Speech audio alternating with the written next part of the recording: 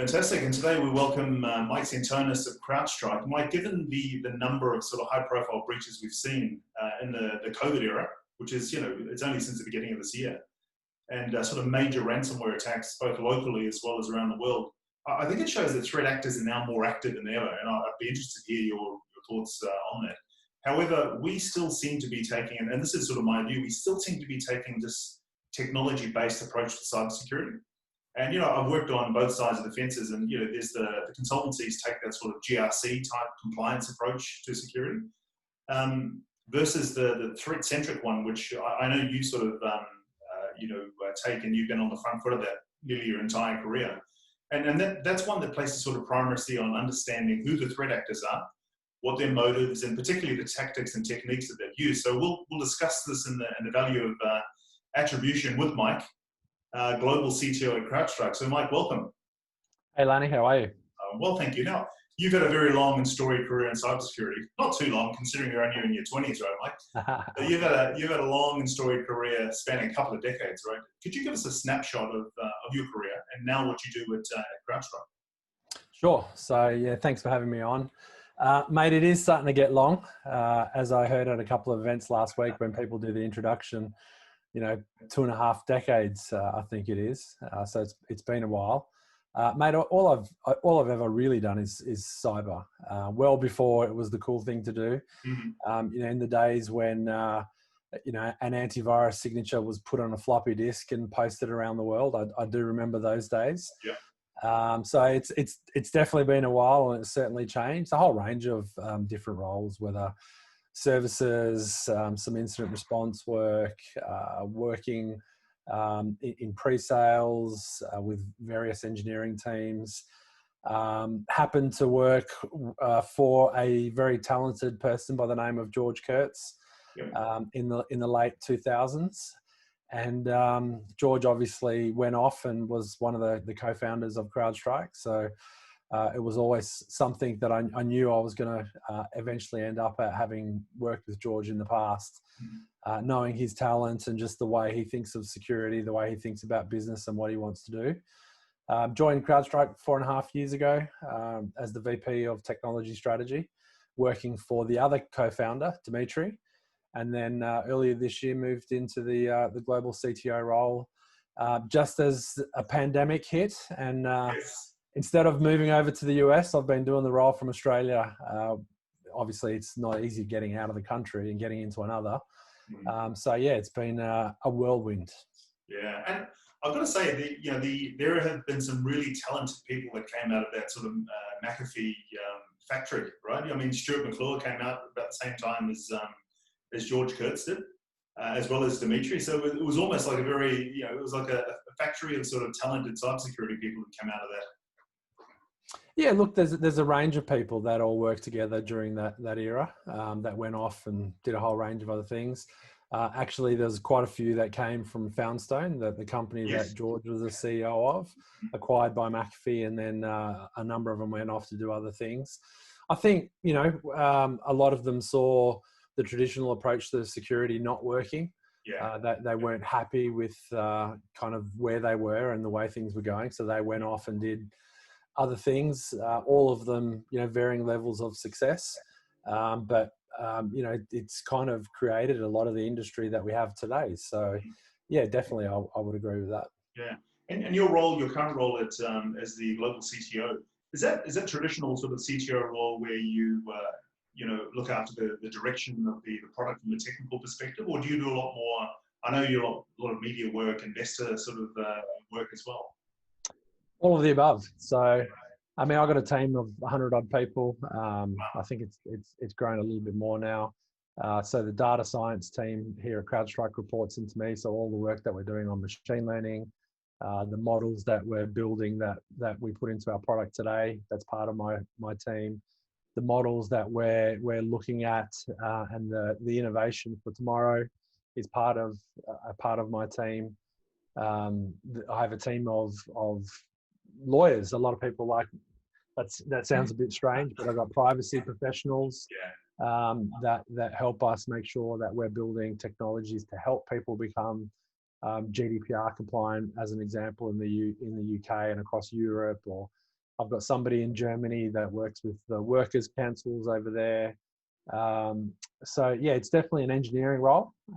It's less about the media side and more about the engineering role, and the team's just getting bigger and bigger. So it's a pretty exciting place to be. Fantastic. Well, thanks for the intro. So look, let's get into it, right? So let's talk about threat actors. And this question is around threat actors, why it's important to understand them, their techniques and tactics. And I'll start with sort of flipping it and playing the devil's advocate, right? I'll put my technologist hat on and just say, cybersecurity is a lot about technology. It's not all, but there's a lot of it.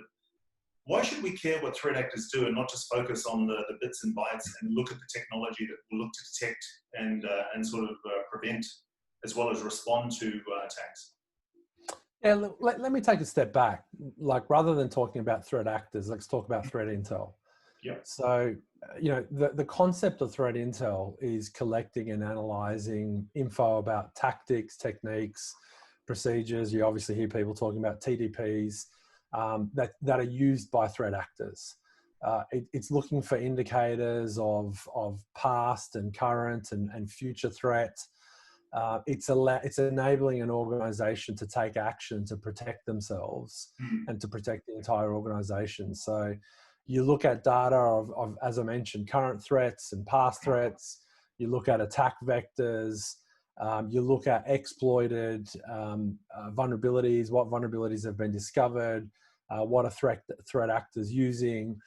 You look at their tradecraft specific to the industry that you're in. You then use that to analyze and compare what's going on in your network.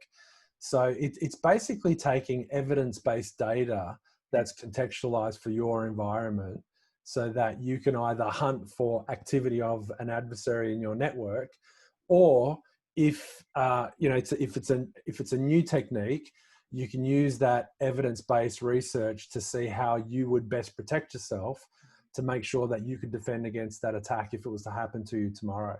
Yeah. So super valuable thing to do. Every organization needs to be doing it.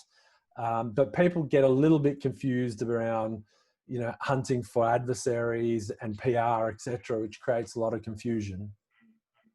Now, what you described, I completely agree with. And for outside, like the big banks or the big miners, etc., the corporate Australia in particular would be hard pressed to actually do that and do that well, right? So, how would you answer that question in terms of how could an organisation who's not, one of the big four banks, etc., do what you just described? Well, it's not necessarily always doing it. It's getting that capability, getting the information, and then doing something with it. Yeah. Now, it's going to be very hard pressed for most organizations to be able to collect the info. Yeah. Going out and buying 10 threat feeds and putting it into a tip that's not a CTI program inside your organization. So someone like us, we look at the adversaries, we generate the content, we provide it in a meaningful way. Customers can use that and integrate it into a SIEM. They can have it integrated with the endpoint technology or network products, etc. So they get meaningful outcomes from it. But there's other ways that you can use it, whether it's through a services partner, whether it's through a managed service provider, whether it's through an incident response engagement where you bring somebody in to do a compromise assessment using that data. So what are the techniques that somebody uses in your vertical? How would you defend against that? And you get somebody to come in and do that. So there's a lot of different ways to interface with that content. Yeah, no, I agree. And the challenge I've seen with a lot of customers I've worked with is actually operationalizing the capability you've just spoken about, right? And I tend to find unless you can consume it via one of your service providers, your telcos, or a managed service, it's difficult to build it your own or even take your feeds and be able to operationalize that and be effective. But you're right, it is valuable information that plays an important role alongside technology, alongside governance, risk, compliance, etc. Yeah. Yeah. What about the threat landscape during the COVID period? Is it just, we've seen a lot of news, there's been a lot of high profile breaches, both locally here in Australia as well as internationally. Have threat actors been more active, or is it just a sort of confirmation bias during the COVID period? Mate, it's been incredible. I have to say, it's been absolutely staggering, the increase since the start of the year. Even attacks targeting healthcare. It was interesting Yes. in the first few months when COVID-19 really took hold. There was all this discussion about moratorium of attackers weren't going to focus It's on healthcare, which is absolute yeah. rubbish. No, Never happened. no honor amongst thieves, right? No, not at all. Not at all. When you're presented with a great business opportunity, they're going to go for it. At the moment, just to give you some context, we're processing around 4.4 trillion signals from our Wow. technology from around the world. So we've got a good data set to look at attacks. So we saw about a 330% odd increase in the first 4 or 5 months in targeted hands-on targeted attacks, and the biggest rise in that was all e-crime, and a lot of it was e-crime related COVID-19 attacks and threats. We didn't see a slowdown in nation-state attacks, but we just saw this massive rise in e-crime activity because they've got a great opportunity. They're preying on people's fears. They're preying on people's concerns. There was a lot of hype around, a lot of conspiracy theories. So people, doesn't matter which side of the fence you sit on, Yeah. there's people that are looking for information, and adversaries took, a great opportunity. And at the halfway mark of the year, we actually detected around a little over 117% of all of 2019. So at the halfway mark, we stopped more potential breaches than all of 2019. Wow. So by the end of the year, it's going to be a staggering number, and it's all driven by e-crime activity and e-crime actors. And I can't. Obviously, as COVID abates and we return to some sort of normality, you would think that would reduce. But the whole remote work organizations now using SaaS cloud-based services, I don't think is going to abate that much. So you'd have to think that this sort of high level of activity is going to continue on, right? Endure.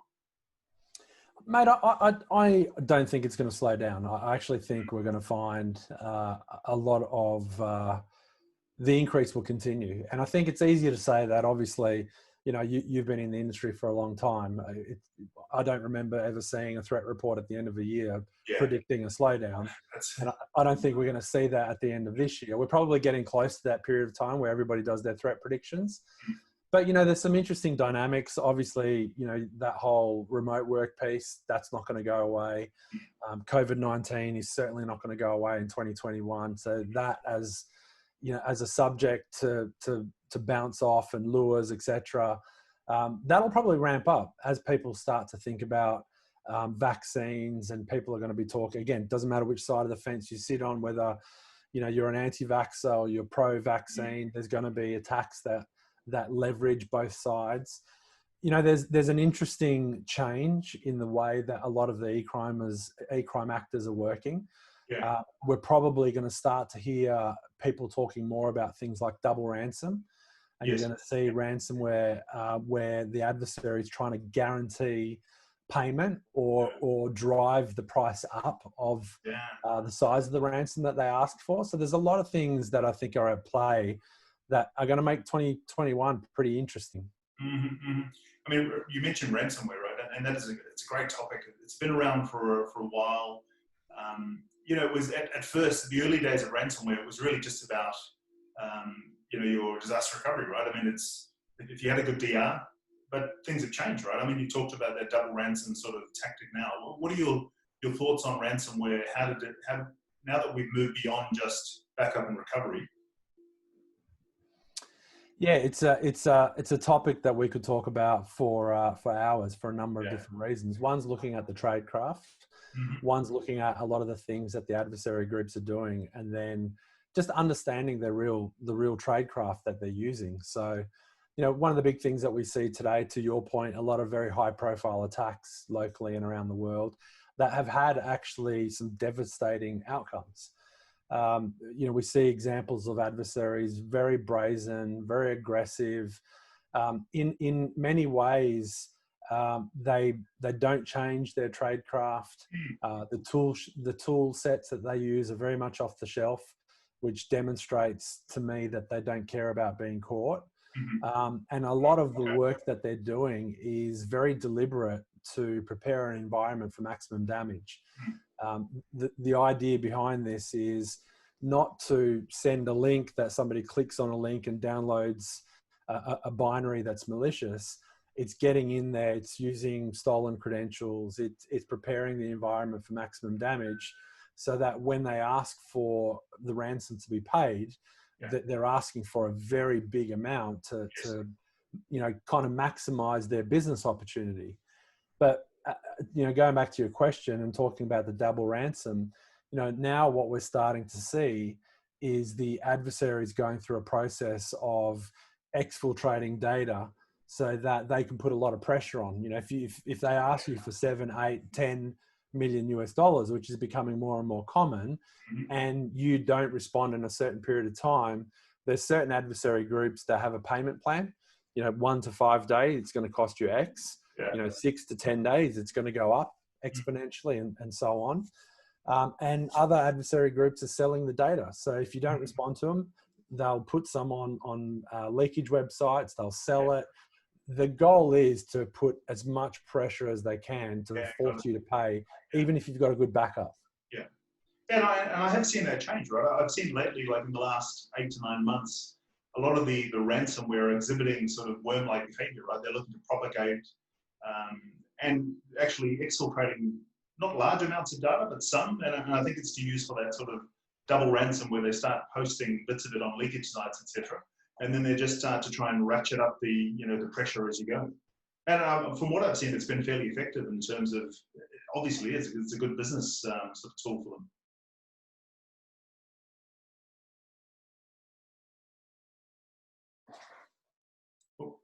Somehow I went on mute.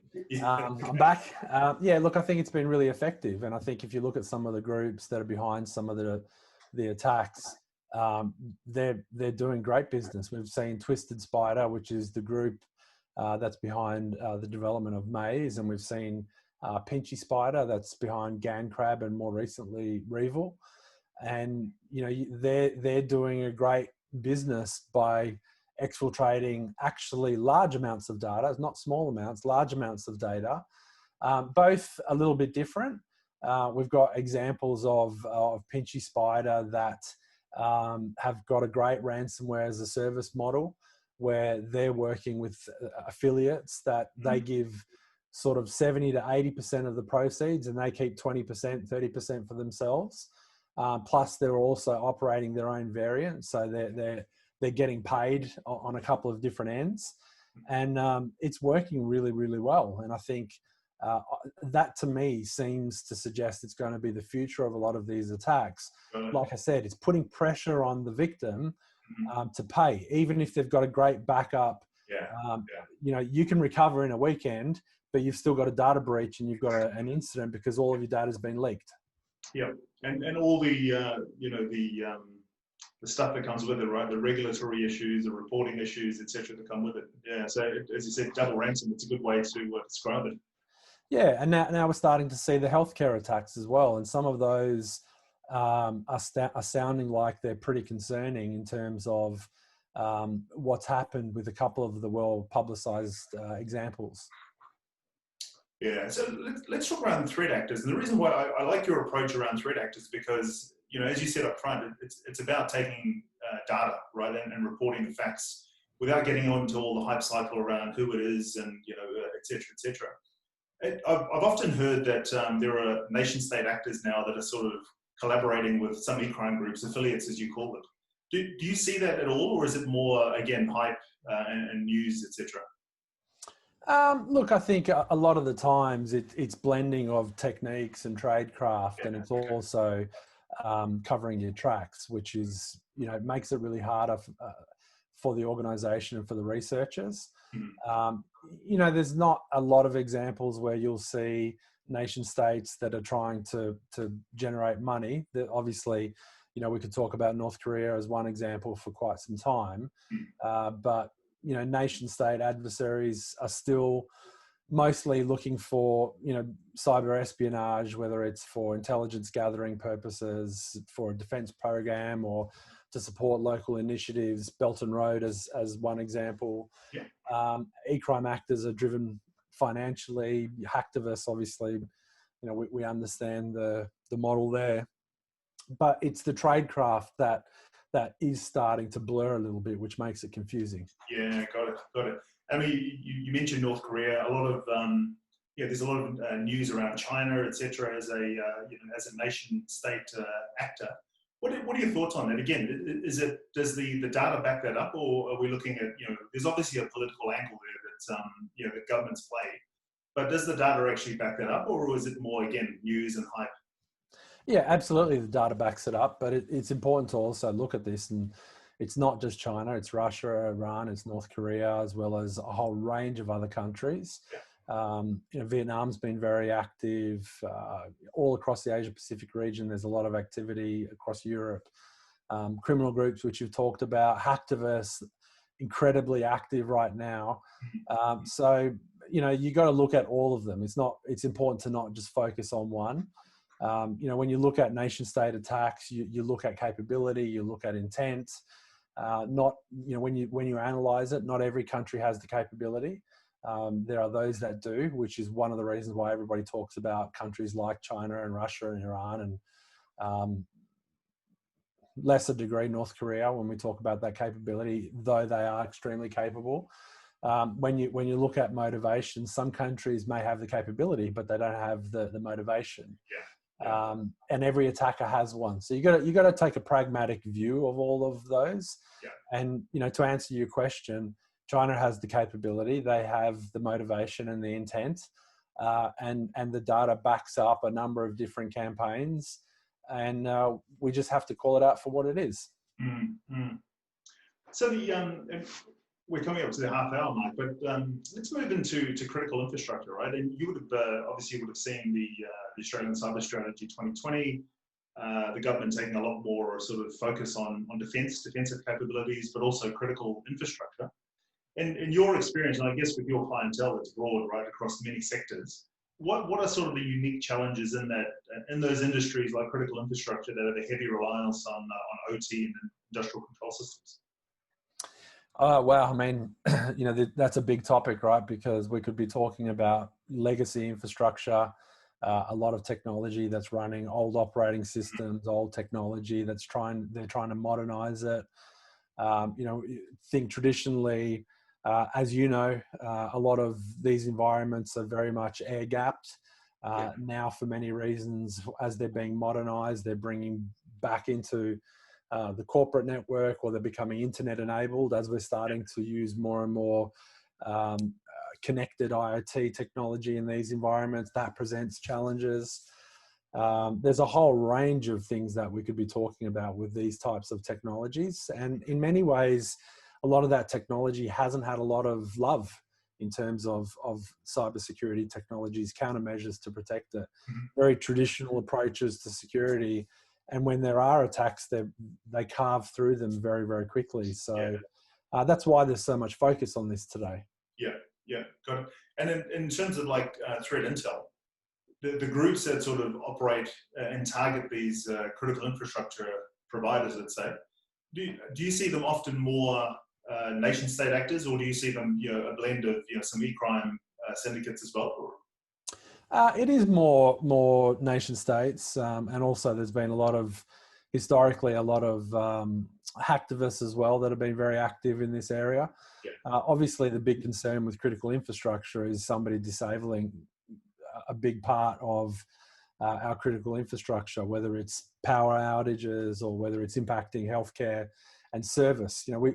I touched on it before with ransomware. That's where you see a little bit of that crossover. Yes. So we've seen examples of ransomware in the last month or so, where in the US, one of the United States' largest hospital chains was impacted by ransomware. And whilst the ransomware didn't harm patients in that particular example, in Dusseldorf in Germany, there's a very well publicized example where a lady was in an ambulance that was diverted from the university hospital. and she passed away, sadly passed away. So attacks on medical facilities are obviously a major concern. And the way I look at it, any delay in patient care at some point will have a direct link to patient harm. Yes. And that's where you do see a crossover between the two. Yeah, got it. And you know, it's that critical infrastructure where that CIA triangle is inverted, right? Where availability, you talked about it, then becomes critical. Yeah. And technically within OT environments, right? I mean, back in the day when we were both at McAfee, the endpoint was an important sort of part of the security program, right? There was endpoint AV, you know, and also application whitelisting, application control, etc. But over the last, I'd say, 10 or 15 years, that sort of shifted now to become more network orientated. You know, you've got the likes of, I spoke to Rob Lee at Dragos, you've got Clarity, you've got those vendors now taking more of that passive view. But is there a place, I guess, for endpoint detection and response, or even XDR within sort of those legacy type environments, or do you think that you know, the prevalent of those network type controls will still be popular? Look, I think there's a massive part to play in it, because the network, the traditional concept of a perimeter, is losing effectiveness by the day.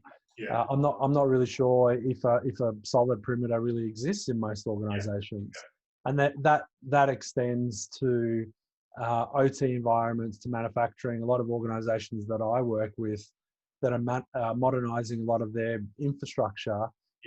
They're connecting into a number of different internet connected systems, whether it's the corporate enterprise. They're looking at zero trust. They're looking at what the endpoint can provide. The effectiveness of the network is reducing. That's not to say it's gone away, just to be very, very careful. And that's where you get, you know, we've, for example, integrated our technology with Rob's team and Rob's technology over at Dragos to connect the endpoint with his technology that protects OT environments, which is critically important. But endpoint's got a huge part to play, because ultimately people, you got to look at identity, you need to look at the device health, you got to look at application health, and all of that interacts largely on an endpoint. And that's one of the reasons why there's a huge focus on this technology in those environments. Yeah, no, I got it. And as I said, I think with clients, I think their focus has gone off endpoint, even off things like identity, and more onto the network side of play over the last 10 years. But as you said, right, as they mature, I think you'll see a lot more, even look at things like privilege access management, you know, within that OT environment, identity, authentication, as well as policy as well. You know, there's many things that are less mature on the OT side of things, primarily because of their business function. But I think, as you said, as they become more interconnected, you know, call it convergence, call it digital transformation, whatever you want, I think they'll have to adopt, leverage, and reuse a lot of the sort of corporate IT security technology within there. Yeah, look, another way of looking at it, obviously, to your point, if you look back the last 10 years, when you think about zero trust concepts, right? Everyone's talking about zero trust today, as if it's this new revolutionary concept. It's 10 years old. It was a concept that Forrester Research talked about in 2010. And in the early days, it was largely talking a lot about networks. But you'll be hard pressed to find a lot of organizations around the world that have done end-to-end deployment of a zero trust architecture. It's expensive, it's complex. On the network side, it's very difficult for them to do that, which is why they're looking, you know, you talked about PAM technology, you talked about identity. You know, people are looking at better ways to leverage conditional access type technologies and to leverage the endpoint, because, you know, that sort of technology needs to be frictionless. You can't impact end user experience. You need to start to think about machine to machine identity. You know, you have to have some form of agent in that environment to be able to do a lot of that. And so that's why we're seeing a lot of focus in that area. We're certainly focused heavily in that area as well. Yeah, I think so. And I mean, you can't have a, you know, whether you want to call it zero trust or, you know, appropriate sort of functional security architecture, you can't have that without the endpoint, right? You simply can't. And I think what you said goes to that point. But look, the last question I've got for you, Mike, I don't want to keep you too long, is I know you're not a futurist, but cast your thoughts, you know, 5-10 years into the future around cyber. What do you see in terms of predictions of trends, etc.? Mate, we're a couple of months early for the trends and the big predictions.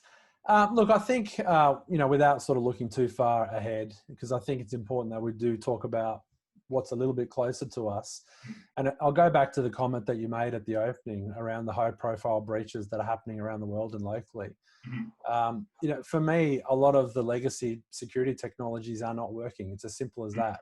You can argue whether they're good enough to detect a lot of the attacks or whether they're too complex to deploy. Ultimately they're not working. So I think the big thing that we're starting to see more and more are organizations that are starting to look to modernize a lot of their security technologies, to change the way that they've been doing things.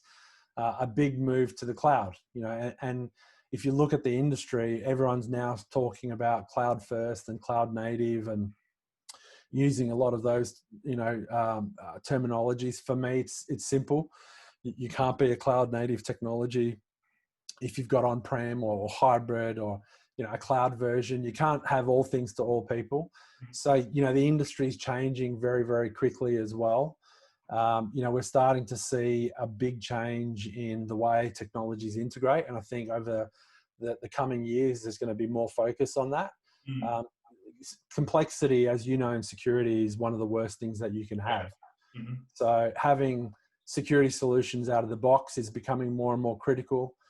That's why I'm a big fan of MITRE and MITRE ATT&CK. I want to demonstrate to people that the technology that we build works out of the box. We're not changing it on the fly during the test. Best of breed integration. Every vendor talks about tech alliances, yes. But the end user still is a systems integrator trying to get it all to work. For me, it's about bringing it more and more together in an architecture where you just pick and choose the product that you want. 20 minutes later, it's enabled, it's working.